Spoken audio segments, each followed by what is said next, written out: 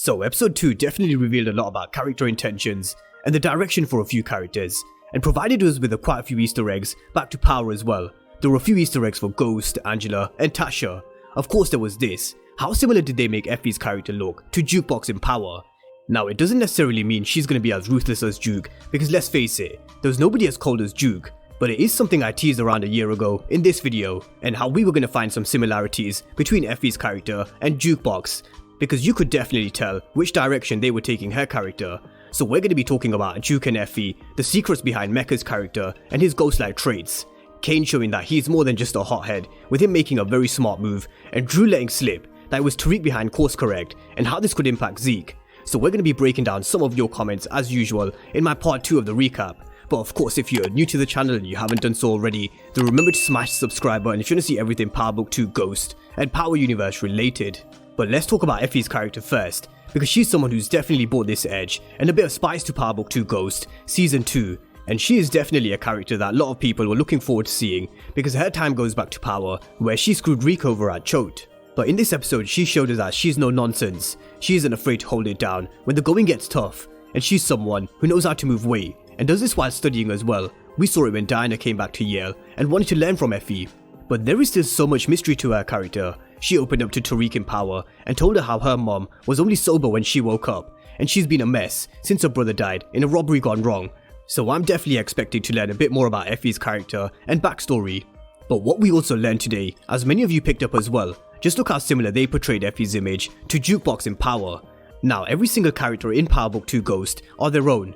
Kane is Kane, Braden is Braden, and Effy is Effy, and so on. And Juke in Power was one of the coldest, if not the coldest character that we've seen. And she was someone who even made Ghost panic when Kanan said Tariq was with Juke. But of course we can't deny how similar they portrayed her image with the braids, and also her being bisexual and into girls, just like Juke was. And I do think with how they're portraying Effy's character, we're about to see this real dark and cold side come to the forefront, and learn what she's really capable of, other than just studying and moving weight.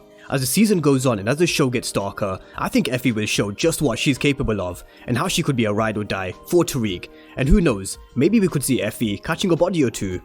But of course, as they always say in this game, you can't trust anyone, and Tariq knows at first hand what Effy's done to him.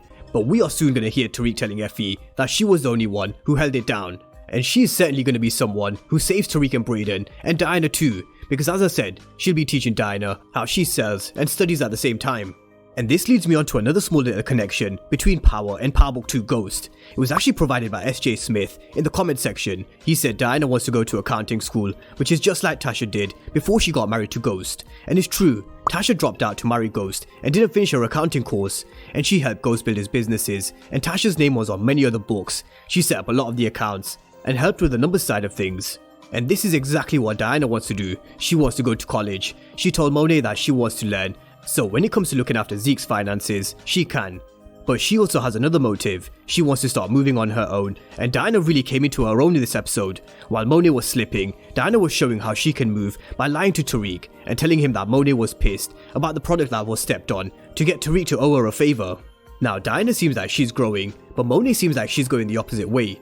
Normally we would see her questioning Diana about what the next move is, like she did in season 1 when Uncle Frank came home. She questioned her about why she thought he came out early, but when it came to the product being bad in this episode, she laughed it off, and she failed to see it was Kane, not Rico.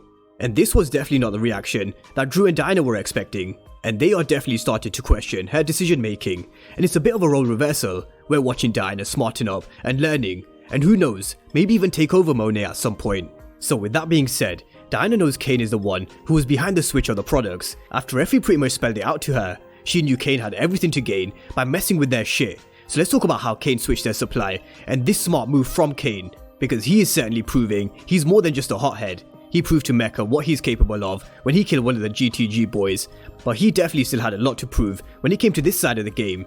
Now Mecca told him that he's not ready, so Kane showed him that he is, and he's willing to do anything to get to the top of the game.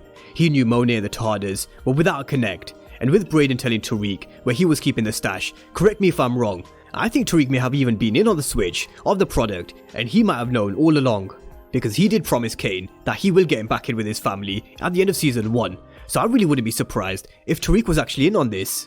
But this is also how Kane showed Mecca he's capable of being more than just a soldier, and it was a long time coming. Kane was at some point going to show us this other side to him, and he's going to continue learning, even more now that he's under Mecca. Mecca was teaching him how to be aware of his surroundings, how he needed to forge his own path, knowing who the important people are, blood, chosen family, and he needs to be surrounded with people that have his back, and definitely not like Lil Guap, who still hasn't learnt his lesson about putting his life on social media.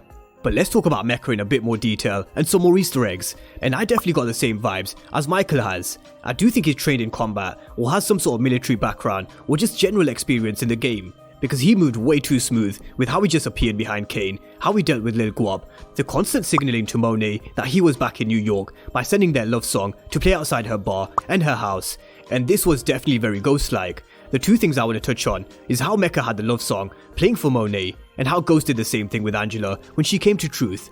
They both stood in the DJ booth, and Ghost did a similar thing with Angela's favourite song, and ironically, Angela's favourite song was Real Love by Mary J. Blige, who of course plays Monet. So there's the music Easter egg if you didn't quite catch this, because season 1 of Power was a very long time ago. But with Mecca snapping Lil Guap's finger, Ghost also did a similar thing in Power as well with Biscuit in season 4 episode 2, and this is why the way Mecca moved just gave Ghost-like vibes. And you can see what Joseph Sikora meant when he said there are loads of ghosts out there, just different versions of him, and I do think we're going to see more similar traits as the season goes on. But lastly, let's talk about Drew messing up, because we've spoken about how Monet's been slipping, but Drew also slipped up in this episode as well, when he told Zeke, who was really behind course correct, which is of course Tariq. And this is one of the reasons why I think it's going to be impossible for Zeke to go pro, because firstly, we all know without Power, they don't do happy endings, and because there is just no way Zeke is not going to be able to stay away from what his family are involved in. He's too involved with Carrie, a college professor, and Kevin Whitman knows the truth.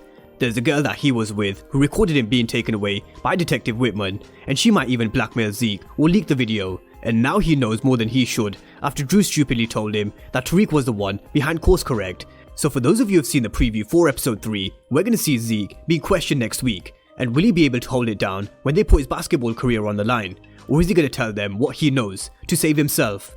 Who is Zeke going to protect, himself or his family?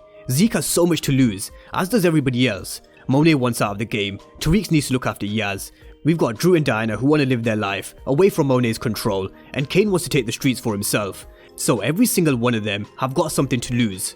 But Zeke is the one I worry for the most, because he's not exactly the one to deal with pressure well, and who knows, maybe a forced injury may stop him from going pro, like Lil Guap threatened to cap his knee in the first season, and I can definitely see something like this happening for sure. But that's just a rundown of a few Easter eggs which you may or may not have caught during the episode, and a bit more of a rundown of the storylines and plots and where they're taking certain characters and storylines. So drop me all your thoughts down below in the comment section and let me know what you made of episode 2, especially Mecca's ghost-like traits and how Effy is being portrayed to look so similar to Jukebox. Drop all your thoughts down below in the comment section, and of course if you're new to the channel and you haven't done so already, then remember to smash the subscribe button if you want to see everything Power Book 2 Ghost and Power Universe related. But as always, thank you guys for watching, and I'll see you next time.